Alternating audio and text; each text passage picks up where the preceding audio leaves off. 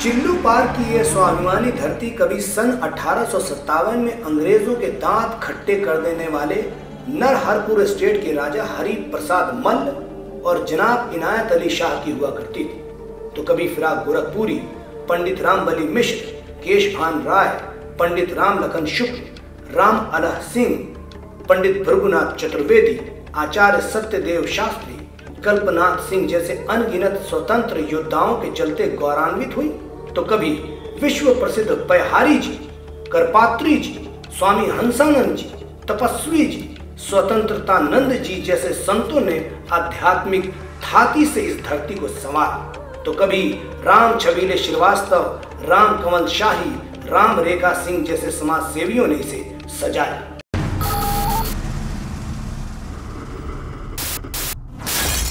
परंतु वही धरती 1985 आते आते माफिया परिवार के शिकंजे में कसती चली गई और चिल्लू पार का नेतृत्व सभ्य समाज के लिए कलंक माने जाने वाले अपराधियों के हाथों में चला।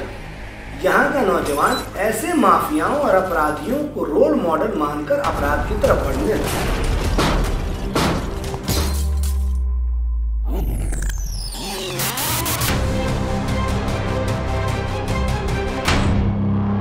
कि तभी 2007 में चिल्लू पार की जनता ने अंगड़ाई ली और पत्रकार रहे युवा समाज सेवी राजेश त्रिपाठी को नेतृत्व सौंपकर चिल्लू पार को आतंक मुक्त कराने की ठान ली और तभी से चिल्लू पार नई आजादी की राह पर चल पड़ा।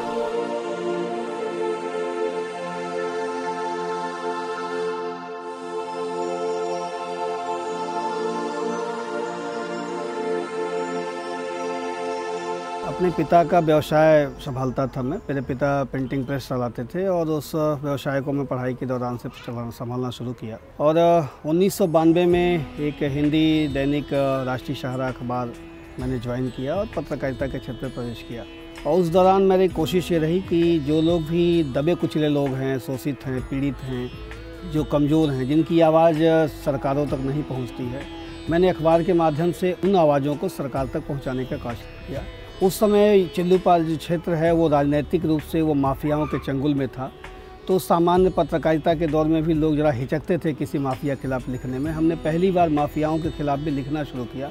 हालांकि मुझे उसकी धमकियां मिलने लगी, तुमको ये कर दिया जाएगा, वो कर दिया जाएगा, लेकिन मैं कमज़ोरों की आवाज़ बनता चला गया। और फिर उसी दौरान नेताजी सुभाष चंद्र बोस की जन्मशती वर्ष आया। उस समय मैं प्रेस क्लब का यहाँ पर अध्यक्ष हो चुका था और ये आया कि हमें नेताजी की प्रतिमा बड़हलगढ़ में स्थापित करनी चाहिए और ये हमारी पहली सामाजिक गतिविधियां रहीं जो इस तरह से हम लोगों ने किया था।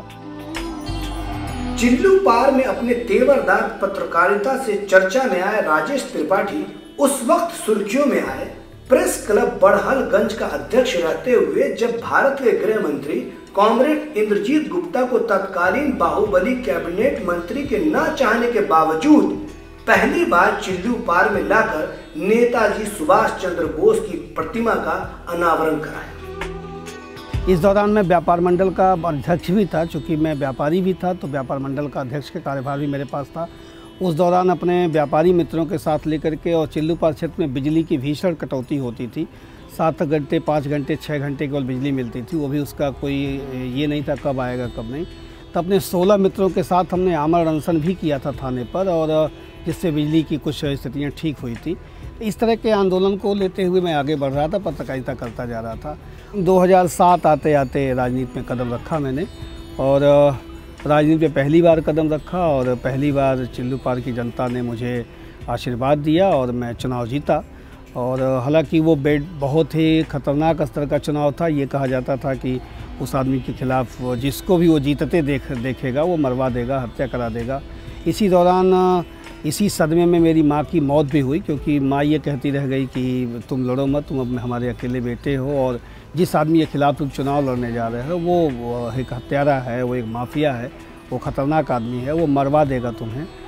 लेकिन फिर भी कदम आगे बढ़ चुके थे, जनता का दबाव था, प्रेम भरा दबाव था कि नहीं आपको चुनाव लड़ना ही होगा।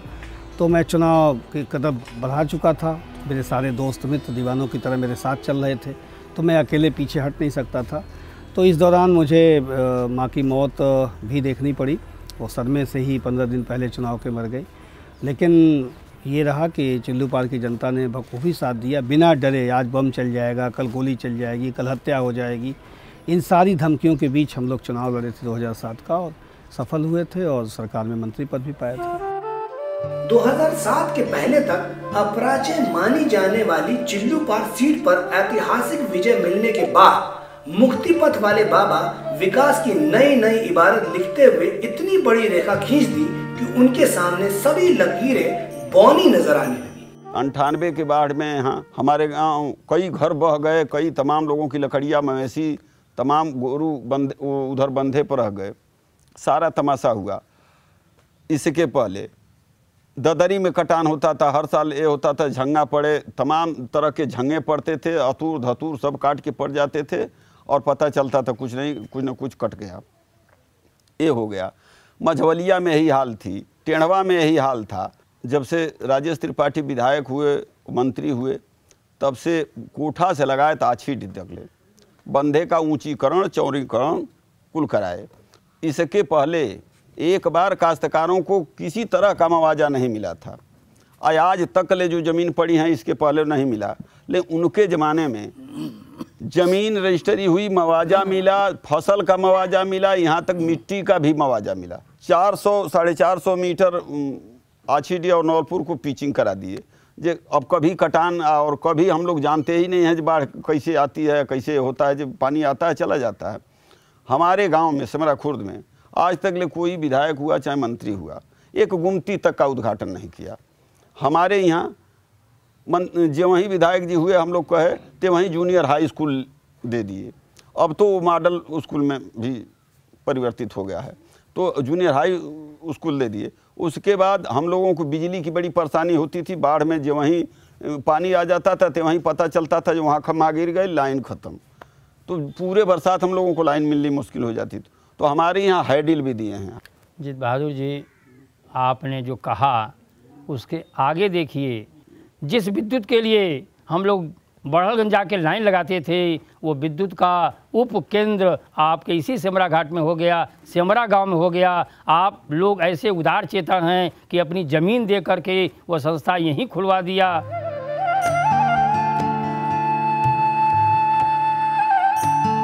श्री राजेश त्रिपाठी जी के विधायक हो जाने के बाद से हमारे क्षेत्र की काफ़ी समस्याएं दूर हुई हैं और उन्हीं के अथक प्रयासों से ये बंधा बना हुआ है। नहीं तो जैसे ही थोड़ा सा पानी आता था और पूरा ये सड़क तक पानी हो जाता था, तो हम लोग चैन की नींद सोते हैं।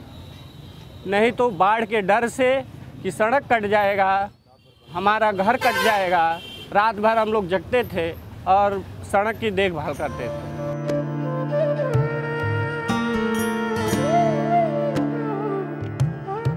क्षेत्र के लोगों की बहुत पुरानी मांग थी, कई दशकों से ये लोग चाह रहे थे यहाँ के लोग कि यहाँ पर तराना नाले पर एक पुल बन जाए, जिससे कम से कम 10,000 की आबादी, जो गोला हमारा जो है वो तहसील भी है, वहाँ आने जाने के लिए काफ़ी प्रॉब्लम थी। 10 किलोमीटर घूम करके लोग जाते थे।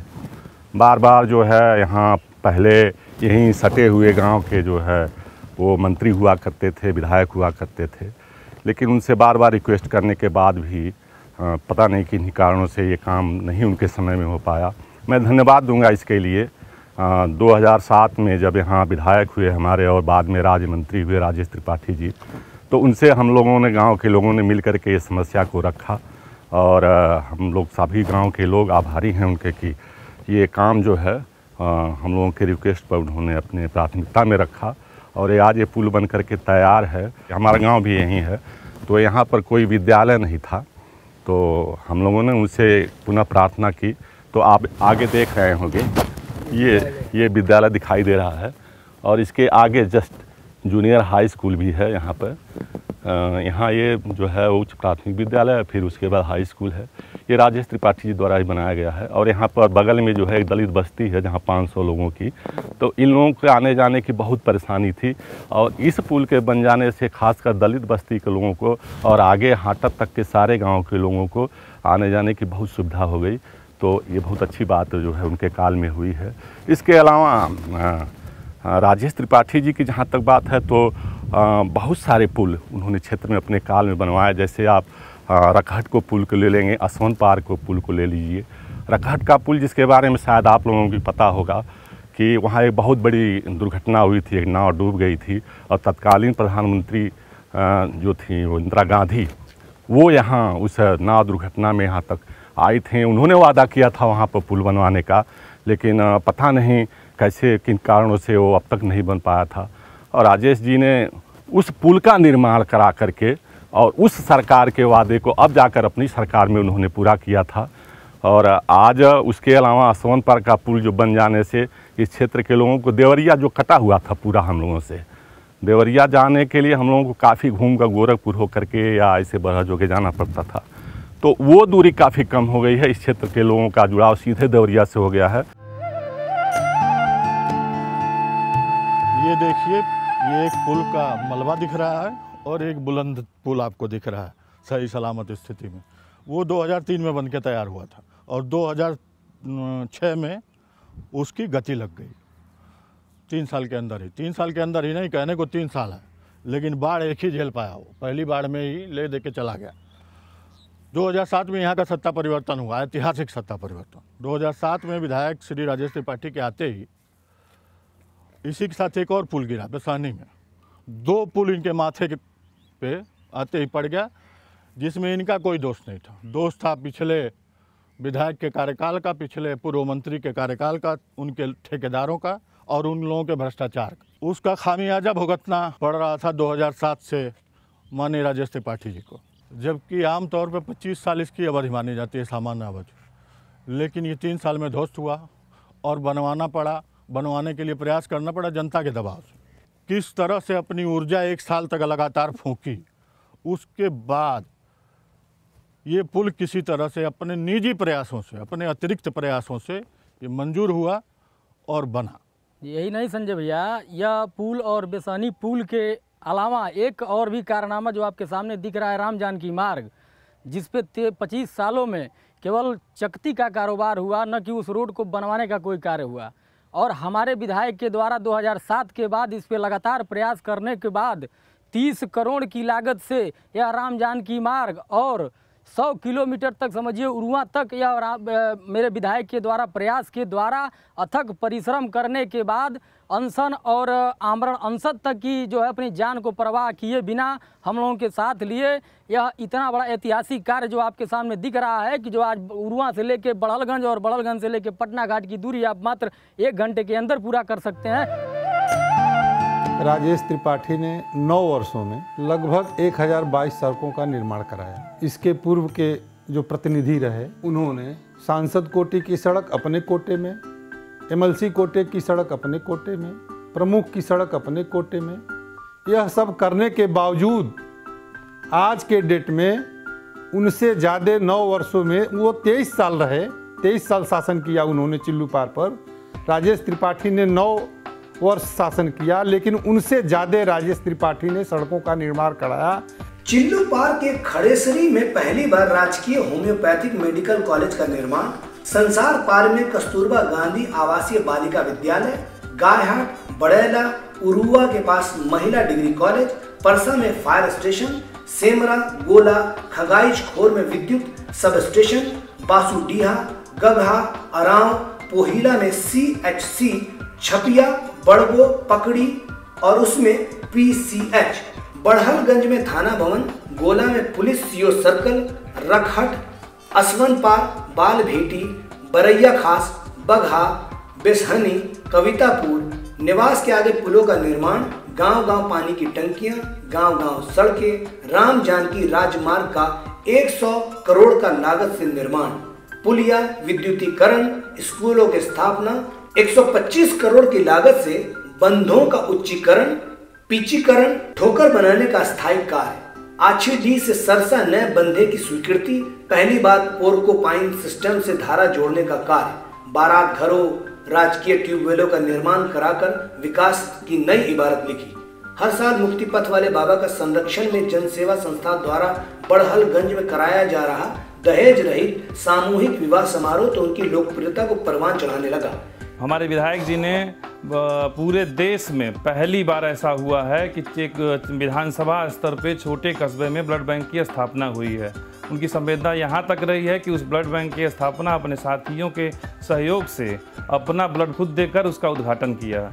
वहीं इसके पहले ब्लड बैंक न होने से यहाँ के गर्भवती महिलाएं मरीज ब्लड की आवश्यकता न पूरी होने से आने थे, उनकी मौत हो जाती थी। यहाँ हमारे अगल बगल के ज़िलों में भी ब्लड बैंक नहीं है, जैसे कि देवरिया, महाराजगंज, मऊ, इन सब जिलों में ब्लड बैंक नहीं है। लेकिन उसके बाद विधायक जी के प्रयास से बड़हलगंज में ब्लड बैंक की स्थापना की गई। चिल्लूपार में पहली बार ब्लड बैंक की स्थापना, मास्टर प्लान के तहत वाटर ड्रेनेज का निर्माण जैसे अनेकों लोकोपयोगी कार्य उन्हें जनमानस के दिलों तक पहुंचा रहे थे।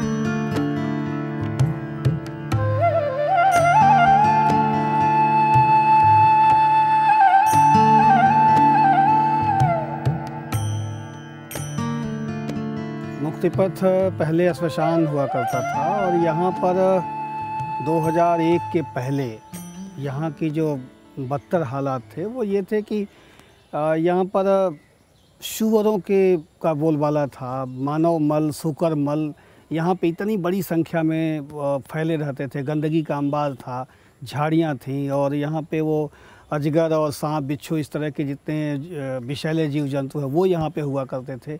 और यहाँ पे उस परिस्थिति में लोग अपने प्रिय का शव जलाने के लिए आते थे और हालात तो इतने बदतर थे कि पहले वो मानव और शूकर मलों को साफ़ करते थे अपने हाथों से, तब जाके जला पाने की स्थिति में होते थे। या एक तरफ जला रहे हैं, दूसरा शव पड़ा है, कोई सूअर आया, कोई कुत्ता आया और वो कफन को खींच के या केला सेव को लेके उसके लाश पे जो चढ़ा हुआ भाग जाता था। बहुत बदतर हालात थे। और कभी कभी तो ये भी सुनने में आया था कि लोग मतलब बिना शव जलाए ही नदी में चला गया, बह गया और बहुत दयनीय हालत थी। और पत्रकारिता के दौरान ये बात बार बार हमारे भी मन में आती थी कि हम लोगों की ये अंतिम जगह है। अगर जन्मभूमि हमारे लिए महत्वपूर्ण है कि हम पहली बार जिस धरती पे आते हैं वो जगह हमारे लिए ईश्वर से बड़ी है, स्वर्ग से बड़ी है, तो फिर वो धरती जहाँ हमको आखिरी बार मिटना है, ये काया यहीं से अंतिम रूप से विदा होगी, पंचतत्व में विलीन होगी, फिर वो धरती हमारे लिए इतनी उपेक्षित क्यों होगी। ये कहा जाता है भगवान शंकर यहाँ रहते हैं, भोलेनाथ का भी निवास होता है श्मशान पे, तो फिर अगर यहाँ शिव रहते हों वो जगह हमारे लिए इतनी गंदी, उपेक्षित और इतनी हमारे लिए त्याज्य क्यों है। और फिर ये बात हमने अपने उस समय में व्यापार मंडल से भी जुड़ा हुआ था, पत्रकारिता से जुड़ा हुआ था, तो अपने तमाम मित्रों से, जैसे महेश उबर जी हुए या हमारे लक्ष्मी जी हुए, इस तरह के तमाम मित्रों से मैंने जब चर्चा किया और ये फिर आया कि नहीं, हम लोगों की एक टीम बननी चाहिए और हमारा ये श्मशान व्यवस्थित होना चाहिए। क्योंकि पिछले 30-40 वर्षों से यहाँ पे लाशें जल रही थी, इस नाते इसको व्यवस्थित करना बहुत आवश्यक था। और फिर हम लोगों ने एक कमेटी बनाई, उसका नाम रखा मुक्तिपथ। और उस मुक्तिपथ के माध्यम से हम लोगों ने सुबह भोर में ही हम लोग निकल पड़ते थे गांव में और गांव-गांव जा कर के और भिक्षाटन करना शुरू किया। हर दरवाजे पे दस्तक दिया हम लोगों ने, किसी जाति का व्यक्ति हो, किसी धर्म का व्यक्ति हो, हर गांव में पहुंचा हमने। और न सिर्फ जनपद में बल्कि जनपद के बाहर निकले हम लोग, यहाँ तक कि प्रदेश के बाहर निकले, देश के बाहर की सीमाओं तक भी हम लोग गए और उनसे निवेदन किया और उन लोगों ने फिर अपने घरों के माध्यम से यहाँ सहयोग कराया। और फिर वो श्मशान जो कभी यहाँ बदबूदार हुआ करता था, लोग यहाँ अंत्येष्टि के लिए भी बड़े मजबूरी में आया करते थे कि अब कोई शव जलाना ही है तो जाना ही पड़ेगा, वो स्थान आते आते वो पर्यटक स्थल के रूप में बन पड़ा। और निश्चित रूप से मैं कह सकता हूँ कि इसमें नानाजी देशमुख जी का प्रमुख योगदान रहा, क्योंकि नानाजी देशमुख ही वो शख्स थे जो भारत के में पद्मश्री उपाधि लिए हुए थे और उन्होंने वो राज्यसभा सदस्य थे उस समय। और उस समय उन्होंने 3 सितंबर 2001 को इस स्थान का शिलान्यास किया था और उनके पांव यहाँ पड़े थे। और हमारे दोस्तों की जो टीम रही, जो उन लोगों की सहयोग बहुत शानदार रहा और जो दानदाता रहे, उनके चलते मुक्तिपथ एक न सिर्फ भारत का बल्कि दुनिया का एक अनूठा स्थान बन पड़ा। जब 2001 में नानाजी देशमुख ने मुक्तिपथ की आधारशिला रखी तो किसी को सपने में भी गुमान नहीं रहा होगा मुक्तिपथ की ही आधारशिला नहीं रखी जा रही, बल्कि राजेश त्रिपाठी के भविष्य की भी आधारशिला रखी जा रही थी। अब तो यहाँ पर एक तरफ शवदाह भी होता है, एक तरफ विवाह भी होते हैं, यहाँ मांगलिक कार्य भी होते हैं, एक तरफ सिंदूर मिट रहा होता है, एक तरफ सिंदूर दान हो रहा होता है। तो मुक्तिपथ अपने आप एक अनूठा, दुनिया का अनूठा सौदा स्थल बन पड़ा। और यही वो जगह थी जिसके ये लोगों के दिलों में बैठता चला गया मुक्तिपथ, और मुक्तिपथ के जरिए हम भी और हमारे मित्र भी लोगों के दिलों में बैठते चले गए। और फिर ये आवाज़ आने लगी कि चूँकि चिल्लूपार ही वो जगह थी जहाँ से पूरे देश में राजनीति में अपराधीकरण की शुरुआत हुई थी, माफिया पहली बार जेल में रह करके यहीं चुनाव लड़ा था चिल्लूपार से, और एक रोल मॉडल बनता जा रहा था वो व्यक्ति कि अपराध करो। नौजवान सोचते थे कि हम भी अपराध करेंगे, माफिया बनेंगे, गुंडा बनेंगे, बदमाश बनेंगे और राजनीति करेंगे। जो समाज सेवा से राजनीति में आने का दौर था वो चिल्लूपार से ख़त्म होता जा रहा था। लोग अपराध करो और राजनीति करो की तरफ जा रहे थे, और ये बार बार ये बात उद्वेलित कर रही थी। एक पत्रकार मन उद्वेलित कर रहा था, लोगों की भावनाएं उद्वेलित कर रही थी कि अगर हम लोग श्मशान जैसी सबसे उपेक्षित और गंदी जगह को दुनिया का सबसे खूबसूरत स्थान बना सकते हैं, तो अब राजनीति में अपराधीकरण की शुरुआत अगर चिल्लूपार से हुई है तो क्यों ना हम लोग इसके खात्मे की शुरुआत भी चिल्लूपार से करें, और फिर पत्रकारिता से समाज सेवा की तरफ, समाज सेवा से मुक्ति पथ की तरफ, मुक्ति पथ से राजनीति की तरफ कदम बढ़े थे। 2007 के पहले जो विधायक या मंत्री हुआ करते थे, कभी हम लोग एहसास नहीं कर पाते थे कि ये हमारे विधायक हैं या मंत्री हैं, नहीं जान पाते थे। लेकिन 2007 के बाद 2007 के बाद जो चुनाव हुआ, उस चुनाव के बाद हम लोग महसूस किए विधानसभा चिल्लूपार में कि हमारा कोई विधायक है। जैसे हमारे विधायक राजेश त्रिपाठी 2007 में जीते, और हम लोगों को लगा कि हम लोगों के ये विधायक हैं। फिर जहाँ तक स्वास्थ्य की बात होती है, स्वास्थ्य में जैसे हमारे समाज में चाहे दलित हों, अन्य पिछड़ा समाज हो या सामान्य वर्ग के लोग हों, उनके घर में अगर कोई बीमार होता है तो हमारे विधायक राजेश त्रिपाठी के यहाँ पहुँचते हैं, और वो अपनी पीड़ा बताते हैं कि सर मेरे पिता की तबीयत ख़राब है, मेरा बच्चा बीमार है, या मेरी पत्नी को कैंसर हो गया है। तो इस तरह से हमारे विधायक जी जो है उनकी मदद सरकार के माध्यम से जो है करवाते हैं। और ये कार्यक्रम जो है जब से हुए तब से आज 7, 8, 9 साल हो गया, और बहुत लोगों का इस तरह से विधायक जी ने मदद किया है। अपने चिल्लूपार के तमाम जो गरीब दबे कुचले लोग हैं, अन्य समाज के जो गरीब हैं, उनकी बेटियों की शादी नहीं हो पाती, उसके लिए हमारे विधायक जी जो है हर साल 51 जोड़े से लेकर के ऊपर तक की शादी करवाते हैं, जिसमें हमारे गरीब दलित समाज के या अन्य समाज के लड़कियों की शादी होती है। जिसमें हमारे यहाँ ये इनकी लड़की की शादी अभी हुई है इसी साल, अभी फरवरी महीने में। उसी सामूहिक शादी में जो विधायक जी करवाए, उसी में इनकी लड़की की शादी हुई। हम लोगों ने एक मैसेज दिया पूरे चिल्लूपार में नहीं बल्कि चिल्लूपार के आसपास के गांव में भी कि आपकी बेटी सयानी हो रही है, गरीब है, आप बर खोजिए, उसकी शादी का जिम्मा जनसेवा उठाएगी और जनसेवा उसकी पूरी व्यवस्था करेगी, शादी कराएगी। और हम लोगों ने किया। इस समय तक हम लोग लगातार 6 बार शादियां करा चुके हैं। हर 14 फरवरी को हम लोग उस शादी को कराते हैं, सामूहिक शादी कराते हैं।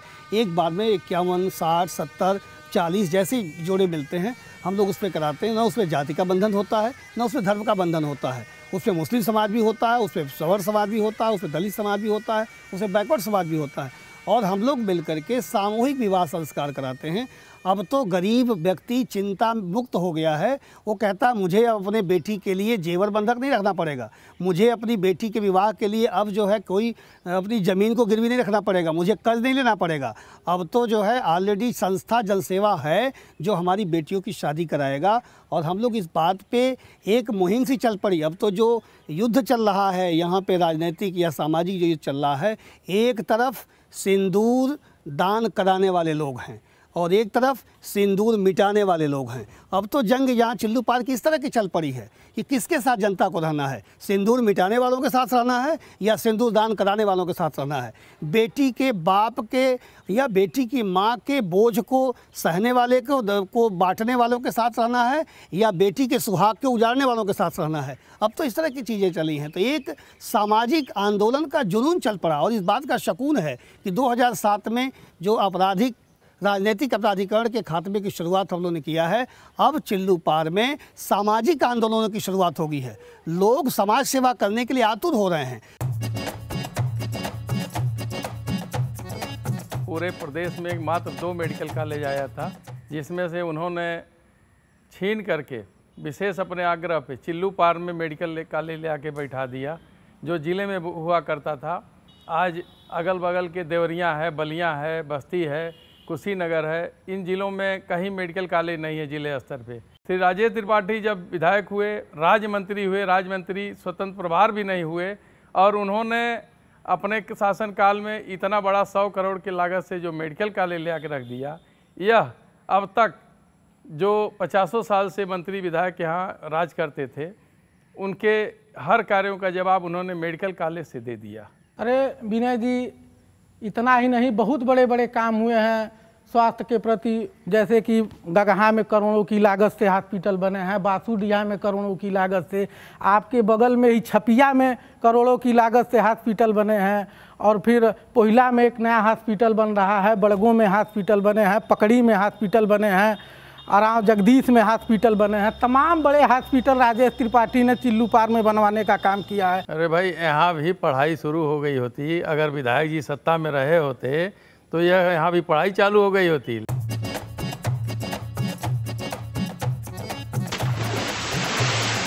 साल में हम लोग एक सरयू महोत्सव का भी मुक्ति पथ पे आयोजन करते हैं। उस सरयू महोत्सव में 21,000 दीपों से माँ सरयू की आरती की जाती है, जिसमें जल में, नभ में, आकाश में, जल थल नभ तीनों में हम लोग जो है सरयू की आरती कराते हैं। उसका मतलब सिर्फ इतना होता है कि हमारी नदियों के प्रति आस्था जगाई जाए, व्यवहारिक आस्था जगाई जाए, नदियों को गंदा न किया जाए, नदियों को कचरा न फेंका जाए, क्योंकि नदियाँ हमारी जीवनदायिनी हैं। और देश दुनिया में ऐसे हैं जो नदियों को माँ नहीं मानते, मगर हिंदुस्तानी नदियों को माँ मानते हैं। अगर ये हमारी माँ है तो हमें इनको साफ़ रखना होगा, आने वाली पीढ़ियों के लिए ये ज़रूरी है। यहीं पे हम लोग जो सरयू महोत्सव करते हैं, उस सरयू महोत्सव में लोग सरयू रत्न अवार्ड देते हैं। ऐसे लोग जो इस पूर्वांचल में हैं, जो इस माटी का नाम रोशन कर रहे हैं विभिन्न क्षेत्रों में, चाहे वो साहित्य का क्षेत्र हो, शिक्षा का क्षेत्र हो, वीरता का क्षेत्र हो, कृषि का क्षेत्र हो, श्रम का क्षेत्र हो, उद्यम का क्षेत्र हो, कला का क्षेत्र हो, इन सारे क्षेत्रों में हम लोग उन सारी माटी के सपूतों को बुलाते हैं दुनिया के कोने कोने से, और उनको हर साल हम लोग सम्मानित करते हैं, ताकि यहाँ का जो नौजवान है वो उनके जैसा बनने को प्रेरित करे। हमारी जो लोक कलाएँ हैं जो पूरी तरह से विलुप्त हो गई हैं, अब नए जो है डीजे चलने लगा और सारी चीज़ें चलने गई हैं। आने वाली पीढ़ियों को लोक कलाओं के बारे में जानकारी देना और उसका संरक्षण करना, हम लोग यहाँ लोक कलाओं की प्रस्तुति कराते हैं, उसको संरक्षित करते हैं, संवर्धित करते हैं, ये भी हम लोग करते हैं। साथ ही प्रतिभा खोज करते हैं, ताकि जो किताबों का बोझ नौजवानों पे, बच्चों पे बढ़ता जा रहा है, वो अपने स्थानीय चीज़ों को नहीं जानते। हमारी ऐतिहासिक धरोहरें क्या हैं, स्थानीय स्तर पे हमारे पास क्या क्या चीज़ें हैं, कौन कौन सी विभूतियाँ, उनको नहीं जानते। हम लोग प्रतिभा खोज कराते हैं। उस प्रतिभा खोज के माध्यम से नौजवानों को देश दुनिया की भी सवाल पूछे जाते हैं और स्थानीय स्तर के भी सवाल पूछे जाते हैं, ताकि वो सवालों की जानकारी के लिए उनकी जानकारी बढ़ सके। फिर वो जो टॉप करता है उसको लैपटॉप भी दिया जाता है, टैबलेट दिया जाता है, एंड्रॉयड मोबाइल दिया जाता है, उनको प्रोत्साहित किया जाता है। पहले वो संत हृदय थे, अब तो विधायक जी को विकास पुरुष भी कहा जा सकता है। और इस 10 साल के अपने विधायकी कार्यकाल में इस क्षेत्र का जो विकास मंत्री जी ने किया है, अगर उनके एक काम का तुलना और विधायकों या जो मंत्री पद पे आपके विधायक जी के पूर्व रहे हैं उनका तुलना किया जाए, तो आपका एक काम उनके सारे कामों पर भारी पड़ता हुआ दिखेगा। मदरसों की तरफ अगर पहली नज़र उठाने वाले हैं हिंदुस्तान के आज़ादी के बाद, तो राजेश त्रिपाठी जी। तो काम तो आपने मदारिस के लिए ख़ास तौर से तालीम पर हर तरह से जोर डाला है। एक दिन विधायक जी इसी तरह टहलते घूमते जन्माष्टमी के दिन उरुआ थाने पे पहुंच गए। पहले उरुआ थाना झोपड़ी में चला करता था, थाने की सिंचाई विभाग की ज़मीन में उसका ऑफिस था। जब विधायक जी जन्माष्टमी पे गए, वहाँ तो काफ़ी बरसात हो रही थी, दरोगा जी अपनी कुर्सी सहेजने में लगे थे, कुछ सिपाही खाना अपना लेकर दूसरे जगह जा रहे थे कि कहीं भीग न जाए, मुंशी जो अपना फाइल वगैरह इधर उधर कर रहे थे कि कहीं भीग जाएगा तो लोगों का रिकॉर्ड नष्ट हो जाएगा। विधायक जी ने पूछा, भाई यह क्या बात है, क्या बात है? तो उन्होंने कहा कि अपनी ये थाने की खुद की ज़मीन है, लेकिन किसी जनप्रतिनिधि ने आज तक पहल करके इसको आगे नहीं बढ़ाया कि थाने अपने ज़मीन पे बन जाए और हम लोग अपना सटीक ढंग से काम करना चालू किए। विधायक जी आए, उसके बाद लखनऊ में प्रयास के बाद करोड़ों रुपए सैंक्शन कराए। इतना ही नहीं, बड़हलगंज थाना जो जर्जर हो चुका था, यहाँ भी उसी तरह की दिक्कत थी, उस थाने को भी करोड़ों रुपए दिलवाए। यहाँ का भी थाना बनकर तैयार है। विधायक जी लगातार प्रयास करते थे। जो बांसगांव में सीईओ बैठते थे वह सर्किल गोला हो गया, गोला सर्किल बनवाया। अब जो हम लोगों को बांसगांव जानी पड़ती थी, जो जनता बांसगांव जाती थी, अब वो गोला से ही काम चला लेती है, अपना गोला में ही काम उनका हो जाता है। तो इस तरह लगातार विधायक जी का प्रयास है कि इस तरह के जनहित से जुड़े हुए तमाम कार्य अपने ही अगल बगल अपने क्षेत्र में ही हो जाए, लोगों को दूर न जाना पड़े। जो लोग ये बात कहते हैं कि विधायक निधि से कोई काम नहीं हुआ है, उनको मैं बताना चाहता हूँ कि जो इनका ये आरोप है, उनके घर के बगल में ही अगर आँख उठा करके देखेंगे तो उनके घर के बगल में ही कब्रिस्तान की चारदीवारी बनाई गई है विधायक निधि से।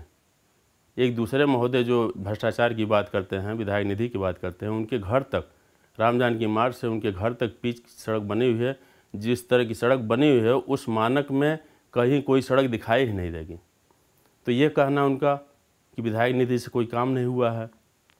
बगल में ही बड़हलगंज में थाने के बगल में चले जाइए, सुलभ शौचालय का निर्माण किया गया है।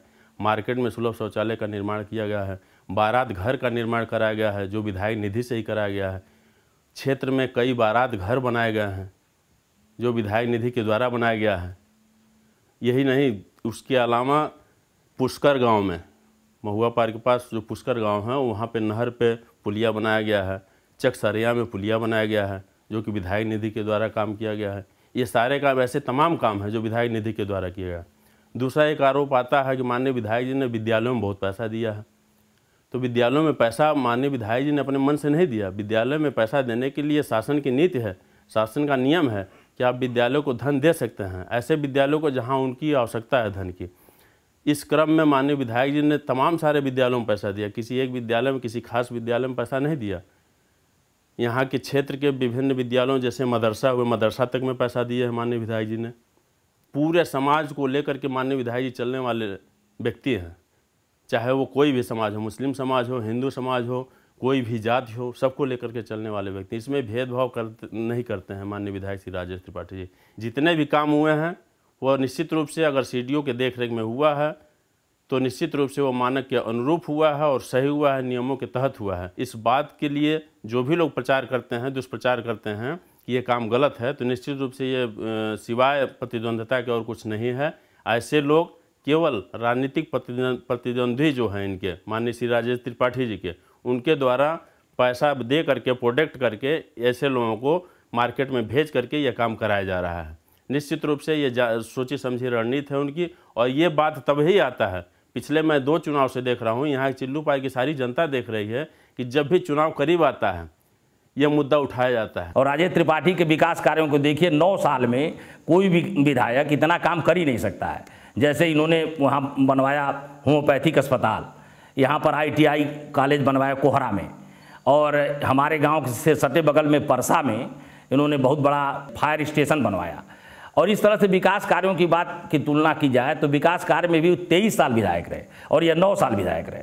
23 साल के कार्यकाल में बाहर से तमाम लोगों का भी धन ले आए, लेकिन ले आकर के अपने लोगों को ही देते थे और उनके लोग ठीका करते थे और एक एक सड़कें जो हैं बराबर टूट जाया करती थी। और वह शुरू से ही संदूक और बंदूक की राजनीति की है, दहशत की राजनीति की है। राजेश त्रिपाठी जहां चिल्लूपार में विकास की नई नई इबारत लिख रहे थे, वहीं सदन से लेकर सड़क तक चिल्लूपार और पूर्वांचल की आवाज भी बन रहे थे। ये राजेश त्रिपाठी ही थे जिनकी मांग पर सरकार ने प्रदेश के हर शमशान को व्यवस्थित करने के लिए करोड़ों रुपए आवंटित किए। किसानों की कर्ज माफी कराने का मामला हो या जिला सहकारी बैंकों का अनुदान लेकर दोबारा जिंदा कराने की मांग, या सूखा राहत और ओलावृष्टि राहत दिलाने की मांग, या फिर गोरखपुर वाराणसी नेशनल हाईवे को रिटायर कराने और 4 लेन बनवाने, अधूरे राम जानकी मार्ग को पूरा कराने, अधूरे उर्वा धुरिया पार प्रधानमंत्री सड़क या बिजली कटौती के खिलाफ तहसील घेराव, हर मोड़ पर राजेश त्रिपाठी जनता के बीच और साथ आंदोलन करते, आवाज उठाते हुए मिले। हमें ये बात पता है कि 9 वर्ष का जो कार्यकाल है, इसमें जो मैं काम कर पाया हूँ, निश्चित रूप से पिछले दशकों में जो काम हुए हैं, मैं संतुष्ट हूँ इस बात से कि मैं बेहतर काम कर पाया। मुक्ति पथ के निर्माण ने राजेश त्रिपाठी को एक नई पहचान दी, एक नया नाम दिया और वो मुक्ति पथ वाले बाबा हो गए।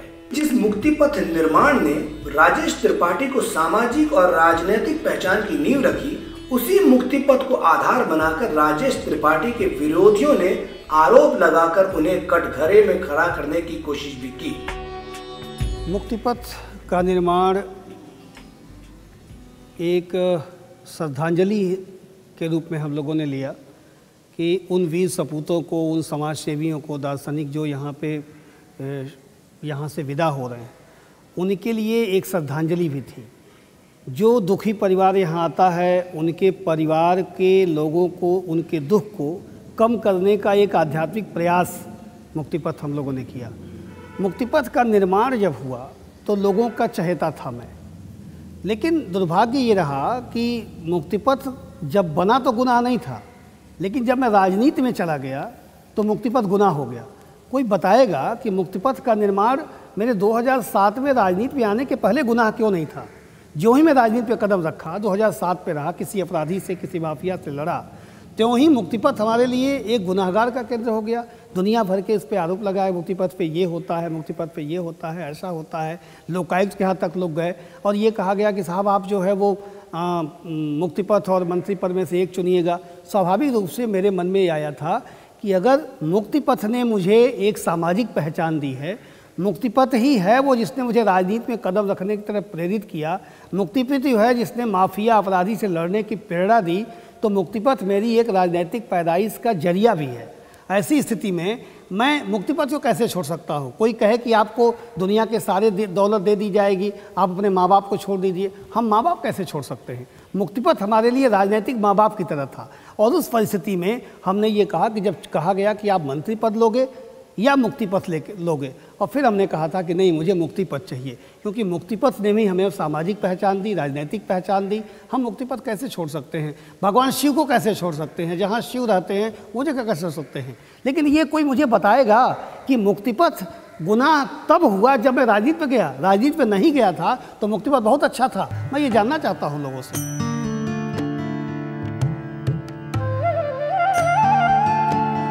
मेरे जीवन में औलाद का कोई सुख नहीं था। 1984 में मेरी शादी हुई थी और बहुत सारे इलाज के बावजूद मुझे और मेरी पत्नी को यह सुख नहीं मिल पाया। और हम लोग मुक्तिपथ पे सांप, गोजर, अजगर, बिच्छू जो कुछ होता था उसको पालते रहते थे। अचानक मऊ जनपद के धनौली गांव के हमारे मित्रों ने, जो राय साहब लोग हैं, उन लोगों ने फ़ोन किया कि एक यहाँ पे 1 घंटे का तुलसी की झाड़ियों में बच्चा पड़ा हुआ है, आप इसे लीजिए।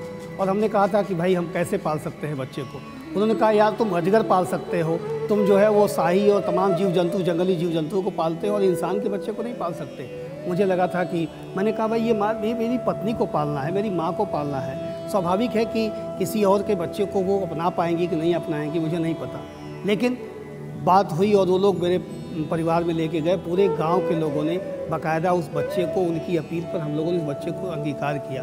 बाद में उसकी कानूनी कार्रवाई भी हम लोगों ने किया और बाकायदा उसको गोद लिया।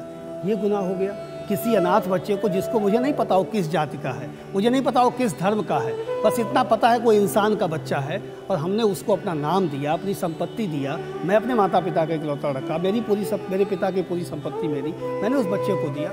और एक इतना राजनीति में जाने के बाद दुर्भाग्य है कि राजनीति में जाने का जब सुगबुगाहट शुरू हुई थी, उसी समय से फिर वो कुचक्र भी रचा गया। कहा गया, मुझ पर एक इल्ज़ाम लगाया गया कि मैंने बच्चा चोरी किया है।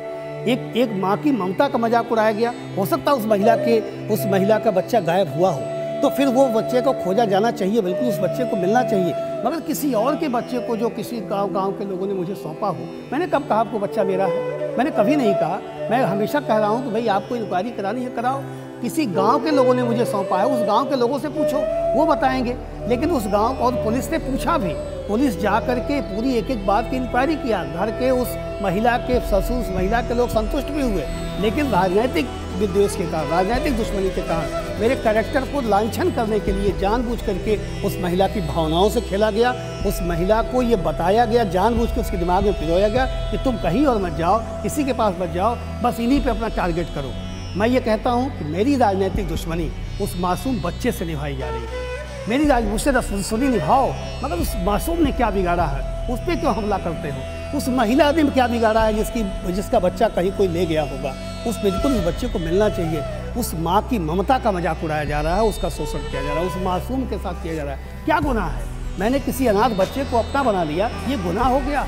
राजनीति में एक अपराधी से लड़ गया तो इस तरह के लांछन लगाए जाएंगे मुझ पे, और अपने मोहरों के जरिए वो व्यक्ति तो सामने नहीं आता मगर अपने खरीदे हुए मोहरों को आगे करता है, और जब जब चुनाव आता है तब तब ये मोहरे सिर उठाते हैं, किताबें छपवाते हैं, पंपलेट छपवाते हैं, मंच लगाते हैं और फिर मुझ पे हमले कराते हैं। मैं क्या गुनाह है मेरा? यही गुनाह है कि हमने किसी अनाथ को अपना नाम दिया, ये गुनाह हो गया। तुम इंक्वायरी कराओ ना, तुम कहते हो डीएनए कराओ, मैं कहाँ भाग रहा हूँ, मगर डीएनए कराने की जो प्रक्रिया उसे पूरी तो करो। मैं कहाँ कह रहा हूँ बच्चा मेरा है, मैं कह रहा हूँ जिन लोगों ने मुझे सौंपा है करा लो, लेकिन तुम्हें वो नहीं कराना। तुम्हें केवल राजनीतिक रूप से मेरा चरित्र हनन करना है। उनके मोहरे इस बात पे काम कर रहे हैं कि माफिया से लड़ा गया है, तो माफिया के कैरेक्टर के सामने ये साबित कर दिया जाए कि ये आदमी भी खराब है। पब्लिक को ये बात बताने के लिए एक गंदी घिनौनी साजिश रची जा रही है। हालांकि मैं जानता हूँ कि अपराधी से लड़ा हूँ, माफिया से लड़ा हूँ, तो मैं अपनी जान जोखिम में डाल रहा हूँ, कैरेक्टर तो जोखिम में पड़ेगा ही पड़ेगा। मैंने इन पे अगर इनके राजनीतिक अंपायर को ख़त्म किया है, राजनीति से अपराधिकरण के खात्मे की शुरुआत किया है, आज पूरा परिवार शून्य पे है, 6 चुनाव लगातार हारे हैं लोग, स्वाभाविक है उसका खामियाजा भुगतना पड़ेगा। तो मारो ना, मुझे मारो, मेरी हत्या कर दो। 2 बार तुम लोगों ने हत्या की सुपारी दिया मेरी। इनकाउंटर में एक शूटर मारा गया है लखनऊ में, आज भी एसटीएफ इंक्वायरी कर रही है, मुझे इसकी चिंता नहीं। तकलीफ इस बात की होती है कि आप मुझ पे मेरी हत्या कराने के बजाय, आप मुझ पे हमला करने के बजाय उस मासूम बच्चे को शिकार बना रहे हैं। मुझे पीड़ा इस बात की केवल, ये गुनाह है। विधायक से हम लोग मिल नहीं पा रहे थे, बात करना तो बहुत दूर की थी, लेकिन अब के विधायक जो हमारे राजनीतिक पार्टी में हैं, जहाँ पर हाथ हम लोग देते हैं वहाँ पर गाड़ी रोक देते हैं और हाथ बहुत खुशी से मिलते हैं।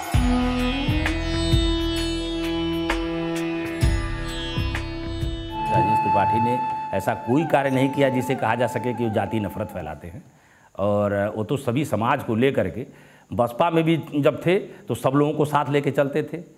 आज भी उन्होंने पार्टी बदला, भाजपा में भी हैं तो सारे लोगों को साथ लेके चलते हैं। ऐसा कुछ नहीं है, कभी भी जाति नफरत फैलाने का आरोप उनके ऊपर अगर लगता है तो एक गलत आरोप। उम्र का बहुत ही फ़र्क है हमारे में और उनके में, लेकिन तब भी जब भी हमसे मिलते हैं एक दोस्ताना व्यवहार से मिलते हैं। बहुत ही अच्छे इंसान हैं, जब भी मिलते एक जोश भरते हैं हमें कि आप भी कुछ बन सकते हो, आप भी कुछ कर सकते हो।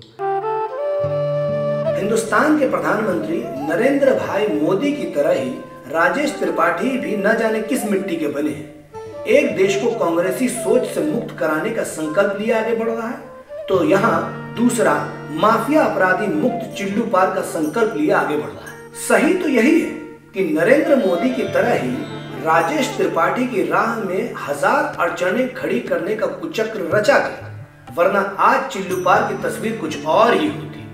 फिर भी राजनीतिक और निजी हमलों के बिना परवाह किए आपका ये चहेता विधायक लगातार कैसे बचा रहे दलितों, पीड़ितों, शोषितों, पिछड़ों और कमजोर अगड़ों का सम्मान, बस इसी उधेड़बुन में लगा रहता है। कभी सुना करता था कि देश के लिए दीवानों की तरह लोग पूजने वाले हुआ करते थे।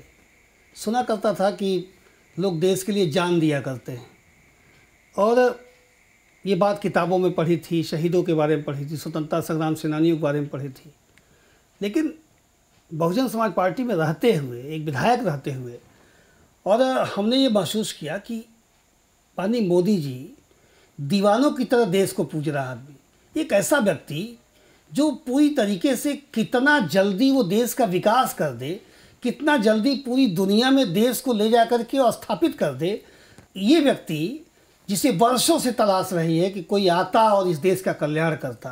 नहीं, स्वाभाविक था कि मैं जहाँ था उस रूप से मैं उनकी बात नहीं कह सकता था, लेकिन मन ही मन वो मुरीद होता जा रहा था कि विकास के प्रति जो सोच है, जो उस व्यक्ति की भ्रष्टाचार मिटाने के प्रति जो सोच है, जिस तरीके से काम की गति बढ़ाना चाहता है आदमी, पूरी दुनिया में भारत का नाम रोशन करना चाहता है, उस तरीके से, और एक विश्व गुरु वाले देश का नेता देश के बड़े बड़े राजनेताओं के सामने किस तरीके से बात करता है, वो लगता था कि कोई वाकई 56 इंच वाला कलेजा वाला हमारे देश का नेता बना हुआ है, और वो मुरीद बना गया। आज हालत यह है कि मोदी जी की तो पूरी दुनिया दीवानी हो चुकी है। कोई ऐसा देश नहीं, चीन उनका दीवाना है, अमेरिका उनका दीवाना है, जापान उनका दीवाना है। अरे हद तो ये है, चुपके चुपके पाकिस्तान के लोग भी उनके दीवाने हैं। दीवानी है पूरी दुनिया, स्वाभाविक है, जिसकी पूरी दुनिया दीवानी होती जा रही है, हम भी दीवाने हुए उसके। और ये था कि अगर कभी मौका मिला तो मैं निश्चित रूप से तारीफ़ कर पाऊँगा। ये अलग बात रही कि दुर्भाग्य रहा कि जिस तरीके से हमारा टिकट बेचा गया और कटा गया और मैं राजनीति से संन्यास लेने की तरफ बढ़ रहा था, लेकिन दूसरी तरफ वहीं मोदी जी की तरफ से या उनकी पार्टी की तरफ से या प्रदेश अध्यक्ष जी या माननीय शिवपाल शुक्ला जी या पूज्य योगी आदित्यनाथ जी की तरफ से जिस तरह से मुझे संदेश मिला कि मोदी जी देश को आगे बढ़ा रहे हैं, पूरा देश बदल रहा है, क्यों नहीं तुम भी उनके साथ शामिल हो लेते हो। और मेरा सौभाग्य है कि मैं एक ऐसे व्यक्ति के साथ जुड़ा हूँ जो केवल और केवल देश के बारे में सोचता है, सोता भी है तो देश के ही इस बारे में सपने देखता है। सुबह उठता है तो ईश्वर को याद करने के बाद अगर वो दूसरी बार किसी को याद करता है तो देश के बारे में याद करता है। और मुझे इस बात की खुशी है कि मैं उस देशभक्त के साथ काम करने का मुझे मौका मिलने जा रहा है। मुक्ति पथ वाले बाबा का हर कदम गरीबों और असहायों की मदद के लिए उठता है। जनसेवा संस्था के नेतृत्व में अब तक 300 गरीब बेटियों की शादी कराकर तथा जिनके माँ बाप नहीं हैं उनका कन्यादान कर बेटियों का मान बढ़ा रहे हैं राजेश त्रिपाठी। और अब तो मुक्ति पथ वाले बाबा ने अपना पूरा शरीर ही मेडिकल कॉलेज को दान कर दिया है कि मरने के बाद उनकी आंखें किसी ऐसे को लगा दी जाएं जो देख नहीं सकता। किडनी, लीवर, दिल सब कुछ किसी न किसी को देकर उस मरने वाले की जान बचा ली जाए और जो बाकी बचा शरीर है वो मेडिकल कॉलेज को पढ़ने के लिए दे दिया जाए। राजनीति में जाने का मेरा कोई इरादा नहीं था। समाज सेवा करना और फिर इसी रूप में फिर दुनिया से विदा हो जाना, ये मेरा ख्वाब था।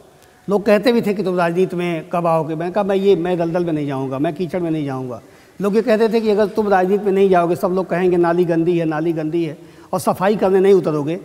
तो फिर ये सोचा कि चलो चलते हैं। भले माना कि नाली में उतरेंगे तो स्वाभाविक है कुछ दामन में हमारे दाग लगेंगे, लेकिन नाली तो साफ़ होगी, ये सोच के राजनीति पे कदम भी रखा। और राजनीति में बीएसपी बहुजन समाज पार्टी की मुखिया ने मुझे बुलाया था और कहा था कि आप जो है राजनीति में आओ, मैं अपराधियों और माफियाओं के खिलाफ़ हूँ, आप आओ। मुझे लगा कोई एक ऐसी नेता है जो आतंकवादियों, माफियाओं, अपराधियों का वो विरोध करती हैं और उनका खात्मा चाहती हैं। मैं राजनीति से जुड़ गया, ये सोच के जुड़ गया कि चलो एक तरफ गरीब, शोषित, दलित समाज, पीड़ित समाज की सेवा भी होगी, दूसरी तरफ राजनीति से अपराधीकरण का खात्मा भी होगा। और चुनाव जीता भी, जनता ने हाथ लिया। जो सीट बहुजन समाज पार्टी पिछले 5 बार से लगातार हार रही थी, जीत के लिए तरस रही थी, उस सीट को बहुजन समाज पार्टी के यहाँ के कार्यकर्ताओं ने, जो पिछले 1989 से लगातार लाठियाँ गोलियाँ खाते रहे, अपमानित होते रहे, उन लोगों ने अपने उस अपमान को सामने रखा और ये चिल्लूपाल क्षेत्र की जनता, हमारे मित्रों ने मिलकर के वो सीट चुनाव जीत कर दिया। तकलीफ़ हुई थी उस समय, झटका लगा था कि मुझसे कहा गया था कि मैं अपराधियों के विरोधी हूँ, और फिर 2-6 महीने बाद ही वो पूरा कुनबा, वही माफिया परिवार बहुजन समाज पार्टी का सदस्य हो गया। फिर मैंने सोचा चलो कोई बात नहीं, वो नेता हमारी हैं, वो जिसे चाहे ले सकती है, मैं क्या कर सकता हूँ। और मैं चलता रहा। उसके बाद मेरी हत्या की सुपारी दी गई, और हत्या की सुपारी इसलिए दी गई कि ये जो है क्योंकि वो लगातार देख रहे थे लोग कि इसके जनता में जड़ गहरी होती जा रही है, लोग उसको प्यार करने लगे हैं, लोग इसको चाहने लगे हैं, और फिर उसके लिए उन लोगों के रास्ते से हटा दिया जाए। हत्या की सुपारी दी गई। और हत्या की सुपारी कौन देता है? बहुजन समाज पार्टी का सांसद देता है। बहुजन समाज पार्टी का सांसद बहुजन समाज पार्टी के विधायक की हत्या की सुपारी देता है, और हमारी नेता हम पे उनको कुछ नहीं कह पाती। तकलीफ़ तब भी हुई, दिल तब भी टूटा था। फिर भी ये लगा कि नहीं, मुझे जो कहीं चला गया हूँ तो चला गया हूँ, एक बार बाँह पकड़ लिया तो पकड़ लिया, रोज़ घर बदलना अच्छा नहीं लगता, लेकिन कहीं ना कहीं धैर्य की कोई सीमा तो होगी। मेरे बेटे को लेकर के, जिस बेटे को हमने गोद लिया, जिस बेटे को हमने अपना नाम दिया, जिस बेटे को लेकर पाल पोस रहा हूँ, 1 घंटे का बच्चा पैदा हुआ मेरी गोद में, मेरी पत्नी की गोद में आया था, उस बच्चे को लेकर मुझ पर चारित्रिक लांछन लगाया गया, कहा गया ये तो बच्चा चोर है, ये तो बच्चा चुराता है। और वो तब कहा जाता है जब मैं मायावती जी के बहन जी के सरकार में मंत्री था, हेडिंग आती है कि मायावती सरकार का ये रहा बच्चा चोर, तब भी हम उनको नहीं रोका जाता। लगता है कि क्या आखिर मजबूरी है कि एक माफिया परिवार के चंगुल में पार्टी क्यों फंसती जा रही है। तब भी बना रहा मैं। फिर दोबारा मेरी हत्या की सुपारी दी जाती है, तब भी मैं दरवाजे पे पहुंचा था और कहा था कि ये क्या हो रहा है। 2012 में मेरा 5 करोड़ रुपए में टिकट काट दिया गया था। अखबारों में छप चुका था कि इनका टिकट कट गया, हरिशंकर तिवारी करेंगे हाथी की सवारी। इसके बावजूद भी बना रह गया था कि चलो कोई बात नहीं। मेरा सौभाग्य कि उन्होंने कह दिया कि मैं सिंबल से नहीं लड़ूंगा, बिना सिंबल के लड़ूंगा, और इस नाते वो नाराज़ हुई थी। फिर सौभाग्य से मुझे 2012 का चुनाव मिल गया था और फिर जनता ने मुझे चुनाव जिता दिया था। तब भी तकलीफ़ हुई थी, लेकिन उसी पे जो विधायक पूरी निष्ठा से कार्यकर्ता की तरह आपके साथ लगा हुआ है, वो सतीश चंद्र मिश्रा के दबाव में इस तरह से कोई आता है कि पूरी मेरी सीट को 10 करोड़ रुपए में बेच दिया गया। कार्यकर्ता के मेरी 10 साल की वफादारी की कीमत लगा दी गई। अरे मैं अपनी जान की हत्या भी मेरी हत्या कराई गई जा रही थी, तब भी मैं पार्टी के दरवाजे पे खड़ा था। मैं एक बार भी नहीं उफ नहीं किया, मगर कार्यकर्ताओं का सम्मान नहीं किया गया। 1989 से जिस सभा परिवार ने चिल्लू पार के एक दलित समाज को रौंदा हो अपने पैरों से, उस दलित समाज के भी स्वाभिमान का ख्याल नहीं किया गया और 10 करोड़ रुपए में दलित स्वाभिमान का सौदा कर दिया गया।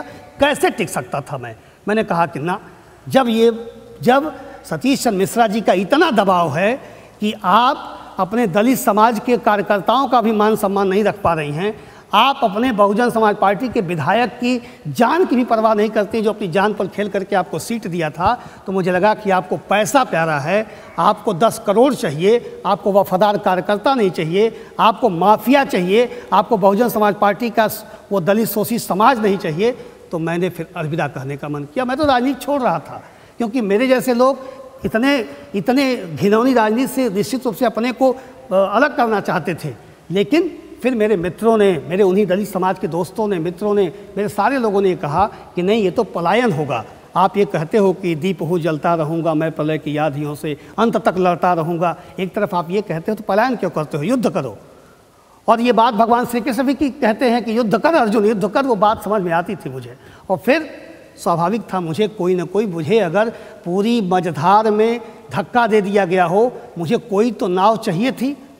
मुझे चिल्लू पार को बचाने के लिए, चिल्लू पार के कैरेक्टर को बचाने के लिए, चिल्लू पार से राजनीतिक पुनः अपराधीकरण ना हो, इसके लिए मुझे कोई तो चाहिए था। और मैं धन्यवाद देना चाहूँगा भारतीय जनता पार्टी के दोस्तों को, शीर्ष नेतृत्व को, चाहे वो माननीय मोदी जी हों, चाहे वो माननीय अमित शाह हों, चाहे वो माननीय योगी जी हों, चाहे प्रदेश के अध्यक्ष हों, इन लोगों को धन्यवाद देना चाहूँगा। शिव प्रताप शुक्ला जी के ऑफर पर हम लोग वहाँ राजनीति की तरफ कदम बढ़ाए और बहुजन समाज पार्टी छोड़ करके जब मैं भारतीय जनता पार्टी की तरफ बढ़ा, उन लोगों ने मुझे कलेजे से लगाया। एक ऐसे व्यक्ति को जैसे उसे लोगों ने दुत्कार दिया था, जहां पैसे पे जो है मेरी अस्मत लगाई गई थी, कीमत लगाई जा रही थी, उस व्यक्ति को भारतीय जनता पार्टी ने दिल में लिया, जगह दिया, स्थान दिया, उस परिवार का हिस्सा बना। इस बात को लेकर के शकून है। मगर मैं ये पूछना चाहता हूँ, हम जानना चाहते हैं गुनाह क्या हमारा। एक व्यक्ति जो 5 बार लगातार कैबिनेट मंत्री रहा, उनके लोग ये अफवाह उड़ाते रहे कि वो व्यक्ति इतना बड़ा है कि सरकारों को बना सकता है, बिगाड़ सकता है, इतना ताकतवर व्यक्ति, और अपने विभाग का एक ईंटा भी चिल्लू पार में न रखवा पाया हो।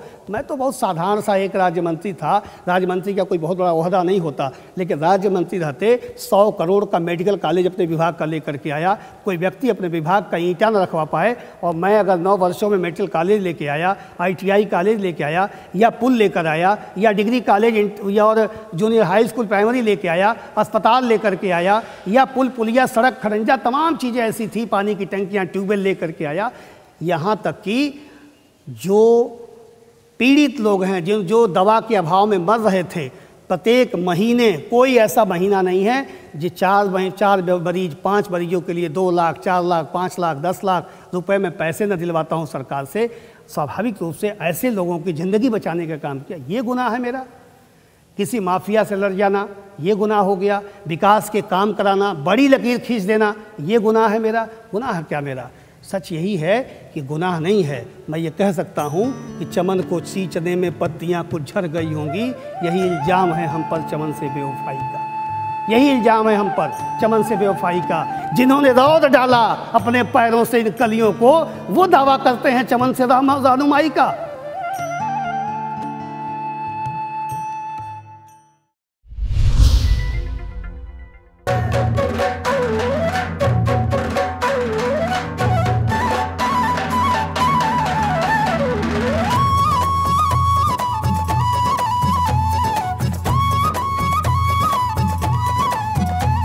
किसानों के खेत हरे हो,